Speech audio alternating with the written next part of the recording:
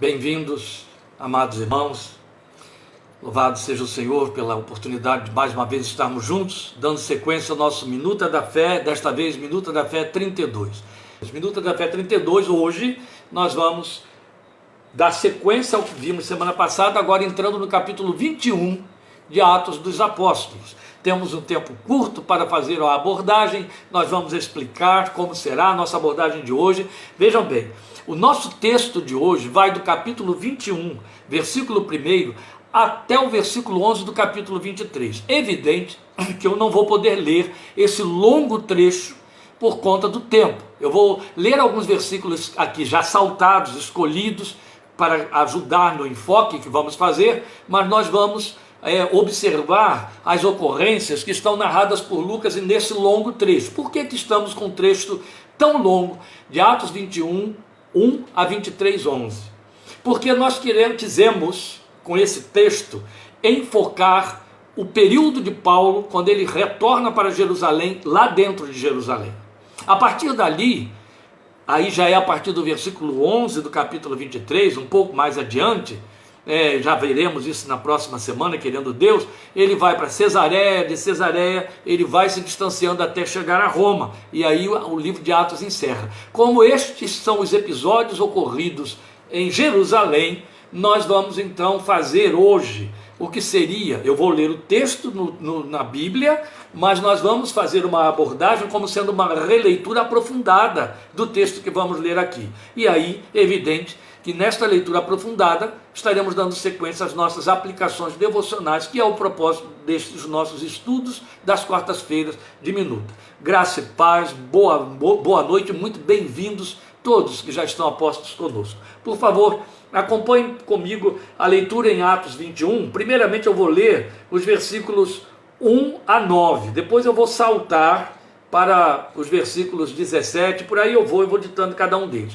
Então, Atos 21, de 1 a 9, o texto diz assim: depois de nos separarmos deles, embarcamos e navegamos diretamente para Cós. No dia seguinte, fomos para Rhodes e dali até Pátara. Encontrando um navio que ia fazer a travessia para a Fenícia, embarcamos nele e partimos. Depois de avistarmos Chipre e seguirmos rumo sul, navegamos para a Síria. Desembarcamos em Tiro, onde o nosso navio deveria deixar sua carga. Encontrando os discípulos dali, ficamos com eles 7 dias.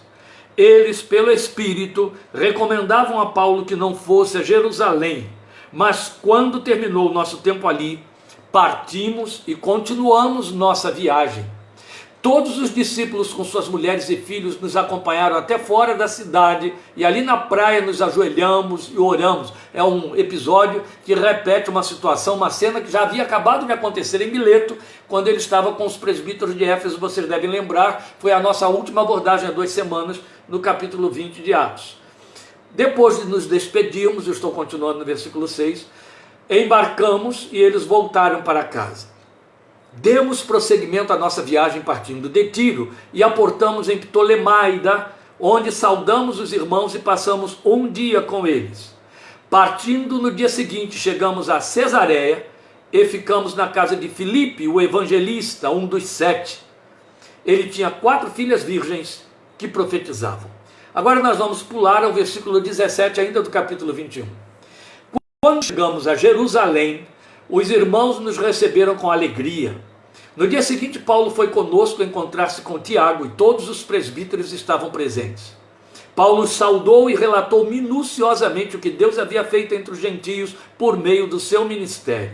Ouvindo isso, eles louvaram a Deus e disseram a Paulo: veja, irmão, quantos milhares de judeus creram e todos eles são zelosos da lei. Eles foram informados de que você ensina todos os judeus que vivem entre os gentios a se afastarem de Moisés, dizendo-lhes que não circuncidem seus filhos, nem vivam de acordo com os nossos costumes. Que faremos?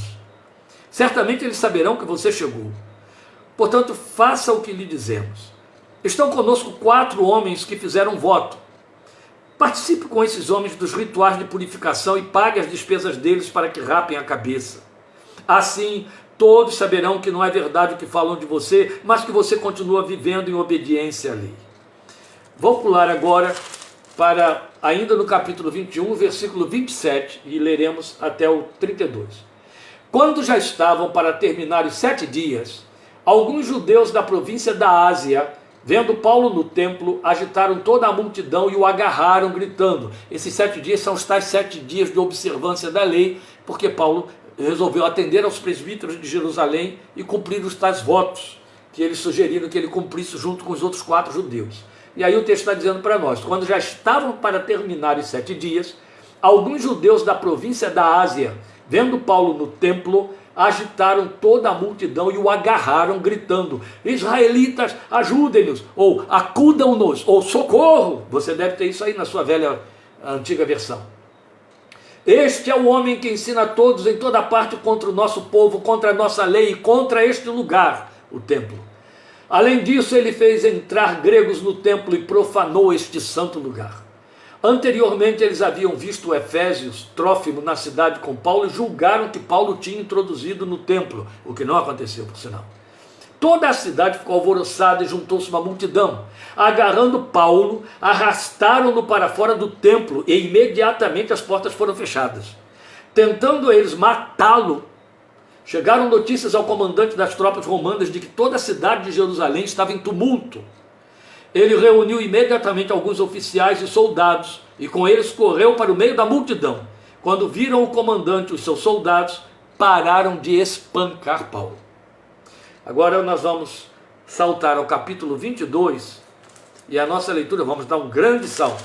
A nossa leitura, eu não vou ler nada do capítulo 22, eu vou deixar todo o capítulo 22 em branco, embora ele faça parte de nossa abordagem. Eu vou ler a partir do versículo 30, então, do 22, para que ele não passe em branco. No dia seguinte, visto que o comandante queria descobrir exatamente por que Paulo estava sendo acusado pelos judeus, libertou-o e ordenou que se reunissem os chefes dos sacerdotes e todo o sinédrio. Então, trazendo Paulo, apresentou-o a eles. Agora a gente entra no capítulo 23 e eu salto para o versículo 6. Então Paulo, sabendo que alguns deles eram saduceus, os do sinédrio, e os outros fariseus, bradou no sinédrio: irmãos, sou fariseu, filho de fariseu, estou sendo julgado por causa da minha esperança na ressurreição dos mortos. Dizendo isso, surgiu uma violenta discussão entre os fariseus e os saduceus e a assembleia ficou dividida. Os saduceus dizem que não há ressurreição, nem anjos, nem espíritos, mas os fariseus admitem todas essas coisas. Houve um grande alvoroço e alguns dos mestres da lei que eram fariseus se levantaram e começaram a discutir intensamente, dizendo: não encontramos nada de errado neste homem. Quem sabe se algum espírito ou anjo falou com ele? A discussão tornou-se tão violenta que o comandante teve medo que Paulo fosse despedaçado por eles. Então ordenou que as tropas descessem e o retirassem à força do meio deles, levando-o para a fortaleza. Na noite seguinte, o Senhor, pondo-se ao lado dele, disse: coragem, assim como você testemunhou a meu respeito em Jerusalém, deverá testemunhar também em Roma. Meus irmãos, antes de fazermos então toda uma retrospectiva do texto lido e o não lido, mas esse trecho todo que eu citei para vocês, 21, 1 a 23, 11, essa parte final que eu li aqui, eu quero pensar esse ponto último, quando o Senhor fala com Paulo e diz: assim como você testificou de mim em Jerusalém. O Senhor, ao falar com Paulo, está se referindo ao fato de que ali no sinédrio, primeiro lá entre os judeus que estavam tentando despedaçá-lo, ele pediu autorização aos policiais romanos para se dirigir ao povo e falou com eles em aramaico, eu vou repetir isso aqui, e aí ele deu um testemunho da sua conversão para aquela gente toda, que os deixou falar só até certo momento. Depois cortaram tudo e foi quando eles tiveram que arrancá-lo e levá-lo para a fortaleza, achando que o povo ia despedaçá-lo. Agora ele dá um testemunho não menor diante dos sacerdotes, diante dos saduceus e fariseus que compunham a liderança total, o clero do templo em Jerusalém, chamado sinédrio, que davam as ordens, que vigiavam a vida espiritual do povo. E aí, esses dois discursos representam o testemunho em Jerusalém a que o Senhor se refere. E aí ele está dizendo o quê? Da mesma maneira como você testificou ou testemunhou de mim em Jerusalém, importa que você dê testemunho de mim em Roma.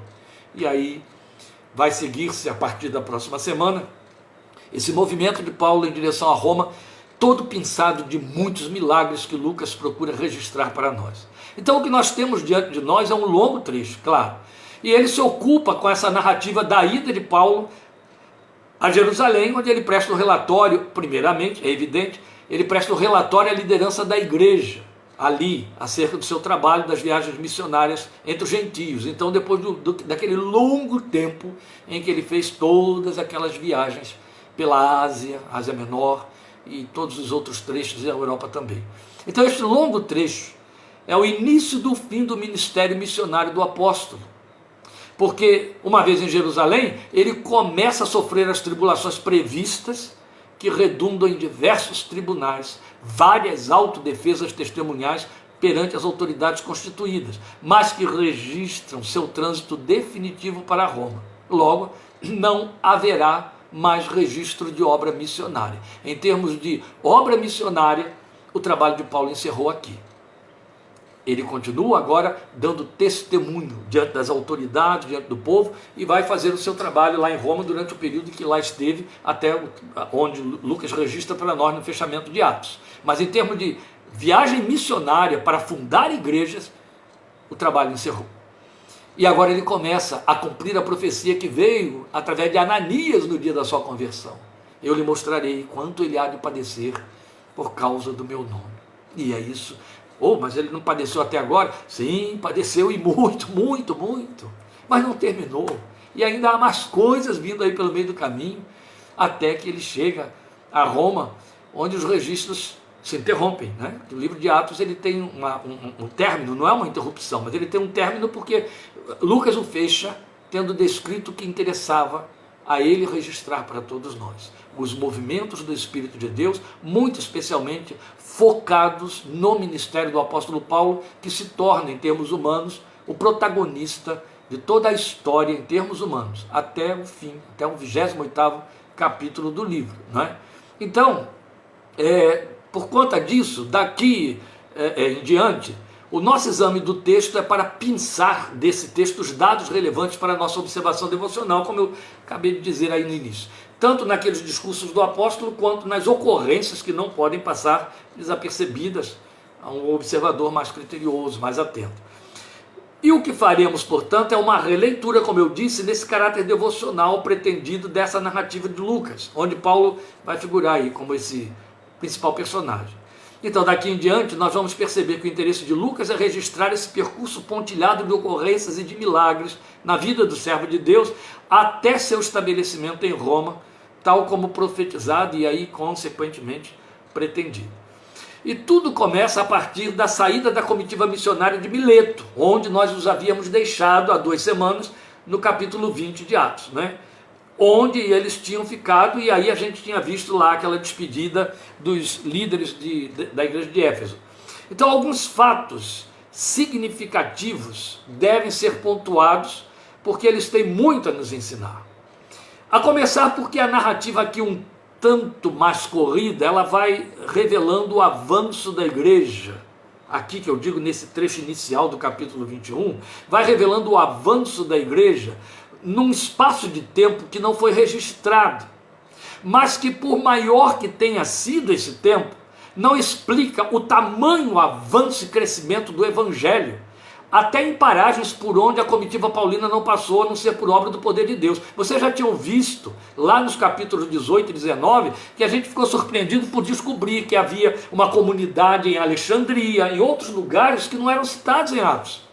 Agora também, nessa pequena narrativa do início do capítulo 21, Lucas registra igrejas instaladas em outros lugares que não foi, pelo menos não na narrativa de Lucas, estabelecida pela comitiva que acompanhava Paulo fazendo esse trabalho, essa missão de estabelecer igreja. Isso para mim é muito significativo, muito especialmente, porque quando você abre Apocalipse, que você lê que o Senhor escreve 7 cartas às igrejas da Ásia Menor, você percebe que ele seleciona 7 igrejas, e essas 7 igrejas estão localizadas na Ásia Menor, e a impressão que a pessoa tem, se não perceber, se não atentar para o todo do Novo Testamento, é de que só havia 7 igrejas, Jesus só tinha aquelas 7 igrejas, e por isso só falou com as 7 igrejas. Não. Havia uma multidão de igrejas a essa altura. Nós estamos lendo um livro, quer dizer, ao ler Apocalipse, estamos lendo um livro que já está na virada do segundo século. E já está na virada, no início do segundo século, escrito por João, já nos seus 90 anos de idade. E aí havia muitas e muitas igrejas em muitas regiões, em muitos lugares instalados. Por que Jesus separou então 7, selecionou 7? Só aquelas 7 igrejas mereciam aquela carta? Não. Porque como o Apocalipse todo, do primeiro capítulo ao fim, é um livro todo de símbolos, o Senhor pensou 7 igrejas através das quais ele podia generalizar a sua mensagem para todo o seu corpo, toda a igreja espalhada sobre a face da terra. Então aquelas 7 igrejas representam a igreja de Cristo no mundo todo e nos representam até o dia de hoje. Cada uma das 7 mensagens diz respeito a nós, a nossos momentos e até a algumas comunidades inteiras em cima da maneira como trabalho. Eu fiz uma digressão aqui, saltei, abri um parênteses, porque são pontos que são muito importantes para a gente considerar, porque esse primeiro início do capítulo 21, ele vai mostrar isso para nós, o fato de que havia um número grande já de igrejas que nós não estávamos sabendo que já tinham sido estabelecidas. Não é? Então, como é que a coisa vai significando para nós? Isso vai mostrar nada menos do que o fato de que, por ser obra do poder de Deus, a igreja cresceu porque muitos, outros mais, se empenharam no cumprimento da missão do indo por todo o mundo, como Jesus determinou, de testemunhar do Evangelho da graça de Deus. Então é assim que nós tomamos conhecimento da existência da igreja em Tiro, na Síria. O versículo 4 vai nos mostrar isso. E havia ali um grupo de discípulos cheios do Espírito Santo. Era gente experimentada já, que recomendavam a Paulo que não fosse a Jerusalém, porque sabiam dos sofrimentos que o aguardavam ali. E aqui nós temos uma nota interessante a destacar nesse texto. O verso 4 diz para nós que Paulo e seu grupo ficou com a igreja em Tiro 7 dias, desembarcaram e ficaram lá uma semana inteira. E que esses discípulos que ali residiam recomendavam a Paulo que não subisse a Jerusalém. Então, quando você lê o texto, à primeira vista ele parece enfatizar que o Espírito os usava para adverti-lo, a Paulo, quanto a não seguir para Jerusalém. Mas o que temos aqui é uma construção textual sincopada, que confunde numa leitura desavisada. Porque a ida de Paulo a Jerusalém era por determinação divina. Logo, a forma correta de entender o texto é que o Espírito de Deus dizia àqueles discípulos o que estava reservado para Paulo em Jerusalém. E sabedores disto, eles tentavam poupar o servo de Deus de tal padecimento. É preciso ter cuidado com essa leitura por causa da forma como ela está construída, senão você confunde. É como se o Espírito de Deus estivesse dizendo àquela gente, digam a ele que não vá, porque lá ele vai morrer, vai ter muito sofrimento, coisa parecida. Não é isso. Eles estavam ouvindo o Espírito dizer, ele vai sofrer muito lá, então eles assumiram assim o encargo de dizer a Paulo, não vá, estamos sabendo que vai te esperar lá, foi o Espírito que nos avisou. E é em vão. A sequência da narrativa nos mostra que mais outras situações de advertência vão ocorrendo nesse mesmo sentido, porque a igreja estava sendo avisada por onde Paulo passava nessa sua rota, do que lhe esperava. E eles tentavam dissuadi-lo, movidos por seu amor a ele, é claro. Aqui temos 2 fatores interessantes. O Espírito de Deus comunicava a vidas sensíveis à sua voz o que ocorreria ao servo do Senhor à semelhança de Moisés e Elias, que desceram no Monte da Transfiguração e conversavam com Jesus acerca das coisas que lhe iriam acontecer em Jerusalém. Era isso que estava acontecendo aqui também, só que desta vez era com Paulo.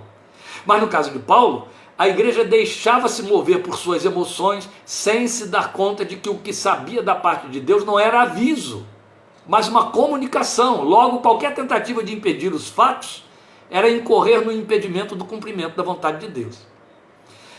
E eu penso que a atitude mais apropriada deles, não estou julgando, eu estou pensando só, a atitude mais apropriada, que ficaria diferenciada no contexto disso aí, dessa reação que eles tiveram, a não ser por conta deles estarem se deixando levar por seu apego ao apóstolo, a atitude mais apropriada seria lutar com Deus em oração para que Deus desviasse o rumo das coisas, não é? O que sabemos que não iria a acontecer, porque tudo que ocorre aqui daqui em diante, já estava profetizado, já estava pré-determinado, desde aquele momento da conversão de Saulo de Tarso, quando Deus disse a Ananias, e aí a Saulo, através de Ananias, o que ocorreria a ele no seu ministério por Cristo.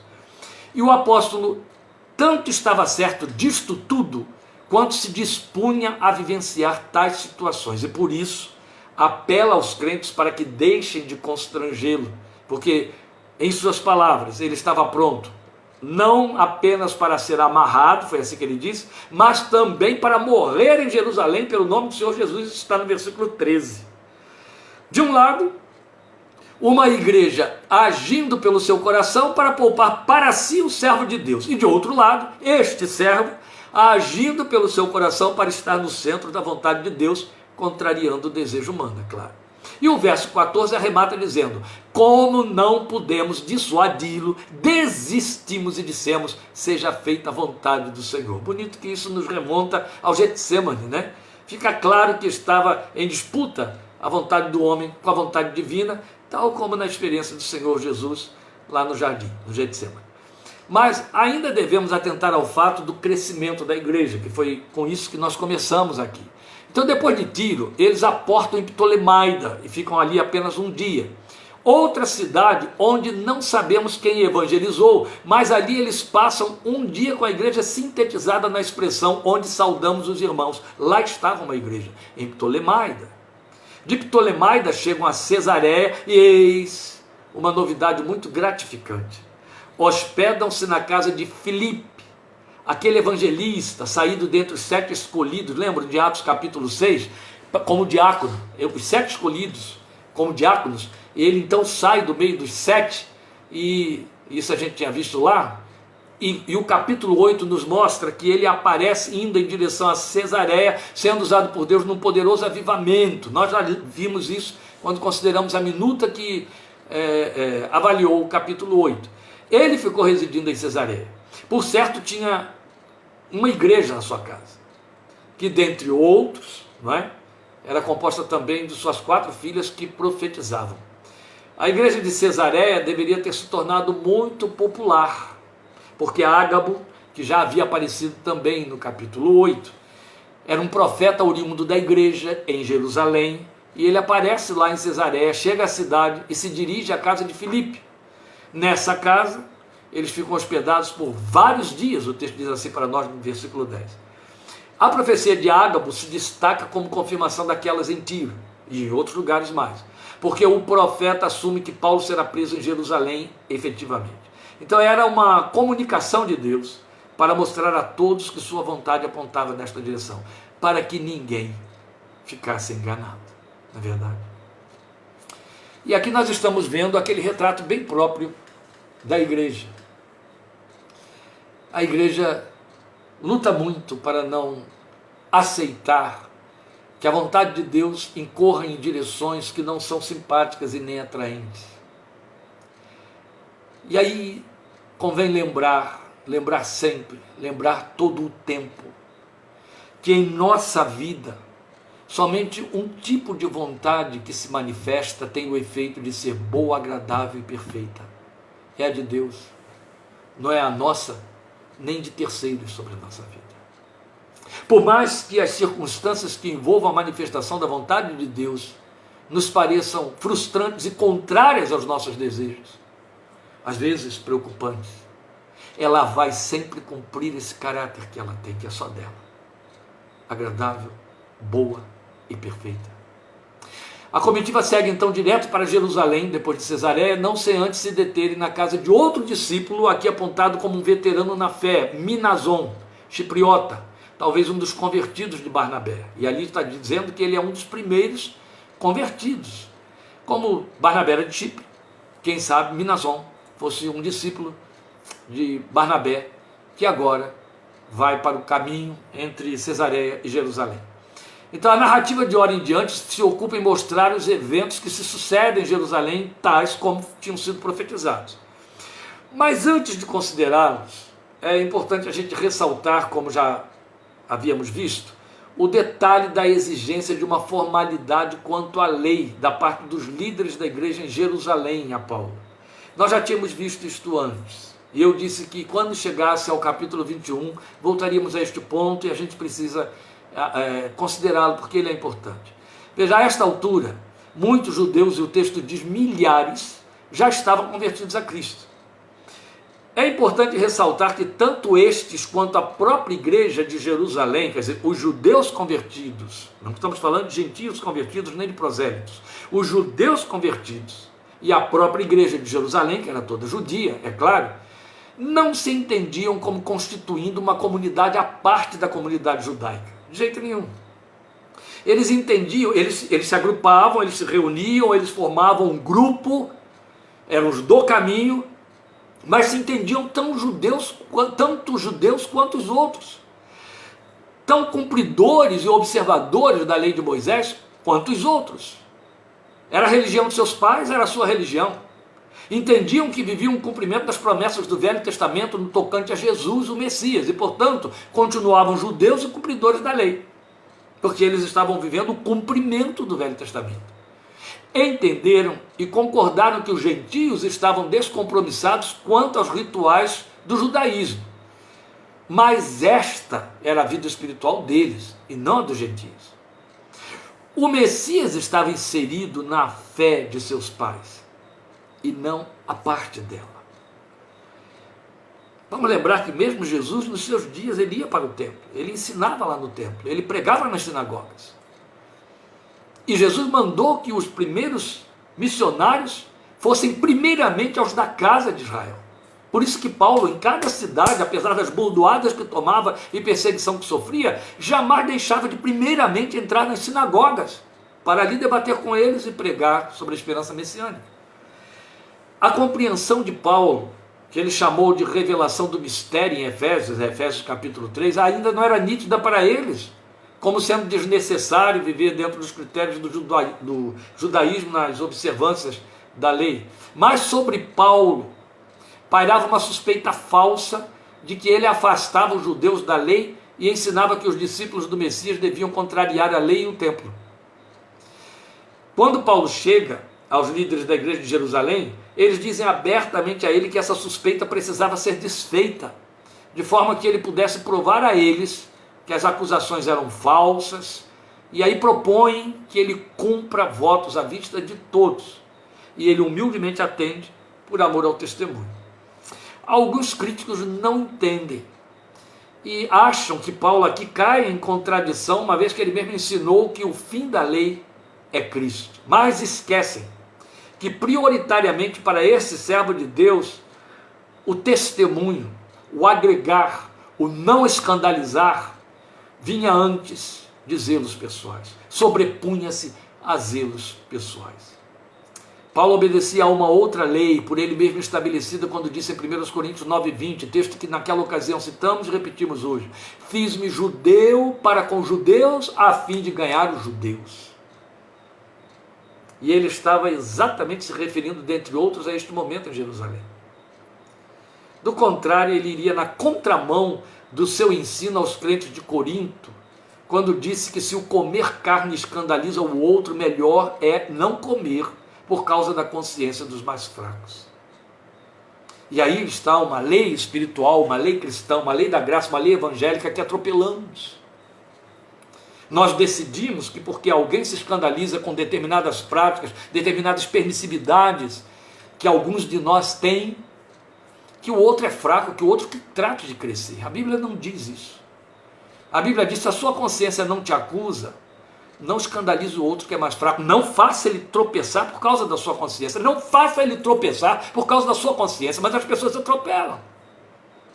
Os crentes que são dados e se permitem beber, esquecem que ainda existe uma população evangélica cristã que não tolera isso, que não aceita, não compreende isso, não respeita, não aceita que aconteça, se escandaliza. Só precisam ser respeitados. Se alguém faz parte do crente que entende que beber não é contrário à palavra de Deus, não o faça diante daquele que não aceita isso. Respeite por amor, a Bíblia diz. Não o faça tropeçar. Não o critique dizendo você é fraco na fé, porque a essa altura o fraco é esse irresponsável que não está sabendo preservar o seu testemunho diante do outro que não tolera isso. Paulo nos ensina isso, Paulo dá este exemplo e a igreja de hoje precisa aprender. Não é só na questão beber, há outras áreas, outras vastas áreas que tem muito a ver com paixões mundanas e que precisam ser tratadas com cautela por causa do testemunho. Ou viramos Maria vai com as outras e a gente não sabe para onde as outras estão indo, não é? O amor cristão, o amor fraternal, aqui prevalece sobre conceitos e preconceitos. É isso que estamos aprendendo na palavra de Deus e é isso que Paulo nos ensina em 1 Coríntios. Bem, mas o incidente, a despeito de todo este esforço em prol do testemunho, ele ocorre para fazer cumprirem-se as profecias que apontavam o aprisionamento em Jerusalém. Porque apesar de Paulo estar ali cumprindo aqueles 7 dias de observância da lei, veio uma turba, aquela turba da Ásia, não cristã, judeus, que eram inimigos de Paulo, inimigos do evangelho, que o perseguiam, que tentaram matá-lo várias vezes na Ásia. Essa gente chega ali naqueles dias e não respeita o fato de que ele está cumprindo a lei, como Tiago e os outros líderes da igreja em Jerusalém orientaram. Eles só querem saber o seguinte: esse homem que eles consideravam blasfemo está aqui, está dentro do templo, vamos matá-lo. É isso que eles decidem. Coisa séria. Então Lucas ocupa um longo espaço descrevendo o evento e a autodefesa do apóstolo diante de seus acusadores judeus perante o Sinédrio, perante o povo e depois perante o Sinédrio, como já falamos. Eu sei que já estou estourando o horário, mas eu quero fechar, eu disse que era um longo trecho, quero fechar isso aqui. Nós poderíamos saltar para a conclusão desta narrativa, mas ela contém detalhes dignos de serem considerados. E aí eu vou a 3 deles pelo menos. O primeiro reside na informação de que Paulo é de novo perseguido por aquela gente, aqueles mesmos judeus que, tomados de ciúme, lembra, era isso que Lucas dizia o tempo todo, em cada cidade quiseram dar fim à sua vida. São esses que chegam, promovem tumultos públicos com esse fim. São eles exatamente que chegam de lá da Ásia para a festa do Pentecostes. E aí tomam conhecimento de que o servo de Deus estava ali, mais no templo. E é fato. Ele estava justamente no templo à mão deles, né, para cumprir aqueles rituais conforme a recomendação da liderança da igreja. À mão deles, da qual os discípulos do Senhor na Ásia sempre o fizeram escapar. Vamos lembrar isso. Mas essa gente alvoroça a turba, novamente inventando injúrias contra o servo de Deus deslavadamente. As mentiras que eles pregavam lá, falso testemunho, eles vieram fazer aqui de igual maneira. Então, Paulo chega a ser espancado, o texto diz para nós. E ao que tudo indica, até perde a consciência, porque ele teve que ser carregado nos ombros pela soldadesca para ser levado para a fortaleza. Certamente não tinha mais forças para andar. E até perde a consciência. Nós temos a informação disso aí. Mas ele a recobre em tempo de pedir às autoridades policiais romanas, em grego, que lhe permitam falar ao povo em sua defesa. E aí este é o segundo ponto relevante a considerar. Eu disse que há 3, este é o segundo. Porque ele fala ao povo em aramaico, que de imediato fez silêncio em respeito ao seu idioma nativo para escutá-lo. Só que a turba não suporta ouvir de seu Deus interessado em salvar outros que não fossem os judeus de Moisés e pedem sua execução. Meus queridos, eu só quero pontuar mais uma vez, esse dado aqui muito importante. Estamos falando, já citamos isso antes, eu sei, mas é importante a gente voltar a esse ponto. Estamos falando de religiosos que, por conta da sua cegueira religiosa, querem matar outros que contrariam a sua confissão. A gente tem ouvido falar muito aí do Estado Islâmico, não é? E o que eles fazem, como eles matam gente da sua própria nação por conta do seu fanatismo enlouquecido. A gente ouviu falar de cristãos na Irlanda, católicos e protestantes, se matando, se apedrejando no meio da rua. Entende? A gente está sempre ouvindo falar de pinimas e inimizades, até entre cristãos e sempre entre cristãos, por causa de confissão, preconceito, exclusivismo, mentes retrógradas, guetadas. Esses judeus se entendiam zelosos da lei e não se entendiam assassinos em nome deste zelo, porque não passavam disso. Você vai ver, continue a leitura em casa, você vai ver que eles pedem às autoridades de Roma autorização para matar. Paulo usa o verbo matar. Você vai ver depois, no capítulo 23, a partir do versículo 11, no 12 em diante, que como essa autorização para matar lhes foi negada, eles fazem uma conspiração para que possam sequestrar o servo de Deus e matá-lo, escondido, fora dos olhos dos romanos. Coisa séria. Religião faz isso. Religiosos fazem isso. Fanáticos fazem isso. E há muitas outras formas de matar. Nos dias de hoje, as leis dos homens protegem, alguns. Então, esse tipo de coisa não chega a acontecer dessa maneira. Mas o espírito é o mesmo. E há outras formas de se matar. Há outras formas. Líderes matam outras pessoas só porque discordam de... Meu Deus, matam uma arma bem usada há algum tempo atrás para matar pessoas, era a exclusão. Essa é uma forma de matar. Então, sob risco de sofrer tortura, Paulo fala em grego às autoridades, afirmando ser cidadão romano, a quem eles não poderiam torturar com as chibatadas previstas na lei de Roma. Mas eu chamo sua atenção para o detalhe. Ele fala em aramaico ao povo e fala em grego aos romanos. E quando os romanos ouvem falar em grego, se admiram e pensam que ele era egípcio, que falava grego aquele tempo, e até o confundem com um bandido que tinha feito uma sedição, mas aí se dão conta de que ele era apenas um poliglota, um homem muito bem instruído. Com isso ele foi poupado, e aí surge o terceiro ponto relevante a considerar, que está no capítulo 23, versículo 11, que foi com que terminamos, porque aqui de novo a semelhança do que ocorre em Corinto, lá onde a gente leu o capítulo 18, o Senhor se manifesta a ele para encorajá-lo.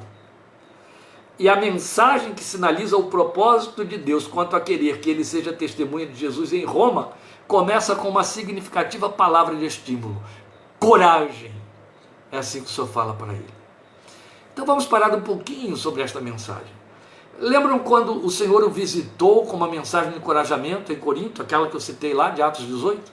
Veja, ali a mensagem divina lhe dizia assim: não tenha medo. Aqui a palavra empregada foi traduzida por um estímulo: coragem. Esta é a palavra mais adequada dentro de traduções, porque ela também pode significar tenha bom ânimo, fique confiante. Coragem foi a palavra que os nossos versadores entenderam significar melhor o que lhe disse o Espírito Santo, porque ele sabia que somente um sentimento movido por paixão, ou seja, algo que procede do coração, daí coragem. Coragem significa agir pelo coração, coragem, agir pelo coração, a ação que procede do coração. Então essa foi a palavra apropriada que foi usada, porque Deus sabia que havia paixão no coração do seu servo, por isso podia dizer para ele: tenha coragem, deixe esse coração te impulsionar, vá em frente, porque isso capacitaria a ir até o fim no propósito de testemunhar. A partir daqui, Paulo precisa de coragem para enfrentar os diversos tribunais em que teria de se defender e assim testemunhar aos grandes, aos ricos e nobres, aos reis da terra, até chegar a Roma, além do terrível naufrágio que sofre no meio do caminho.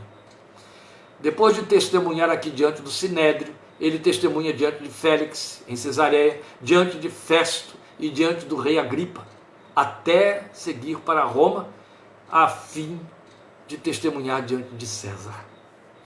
Esta é a jornada que nós acompanharemos daqui em diante, não sem antes lembrar que o Deus que chama, capacita, pois ele, ao dizer a Paulo que fosse corajoso, não pretendeu que Paulo providenciasse dentro de si este sentimento, fabricasse este sentimento a partir de si mesmo, mas ele apenas significou que Paulo desse lugar, desse vazão àquilo com que o Senhor mesmo já o havia capacitado. Da mesma maneira como o Senhor disse no outro tempo para Josué, coragem, como o Senhor disse para Esdras, coragem, O Senhor diz agora aqui para Paulo, coragem. Deus não está dizendo, se vire, seja corajoso. Não, Deus está dizendo, dê lugar a esta potência que eu coloquei dentro de você. Porque coragem também traduz ousadia. E ousadia é o que os apóstolos pedem, está em Atos 4, para serem revestidos de novo e receberem ousadia para enfrentar as ameaças e continuar pregando a palavra. Ousadia é um sentimento, é um impulso que o Espírito Santo gera no coração das testemunhas que estão debaixo do seu poder.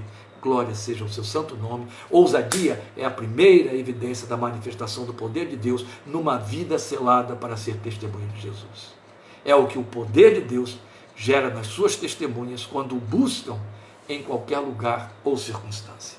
Perdoem por eu ter atravessado 50% a mais do nosso tempo, mas agradeço muito sua atenção, agradeço esse interesse que você demonstra de sede pela palavra de Deus, e eu lhe convido a estar, não esqueça, conosco, domingo 17h30, divulgue, para meditarmos em Cristo e a mensagem das pedras. Lembram, estamos anunciando isso na nossa página do Facebook, aí mesmo, Cristo e a mensagem das pedras, domingo 17h30, quarta-feira que vem, querendo Deus, teremos nosso Minuta da Fé 33. Deus te abençoe, te renove em graça, te fortaleça e te capacite com ousadia pelo poder do seu Espírito para você ser testemunha fiel em todo o tempo. Em nome de Jesus. Amém.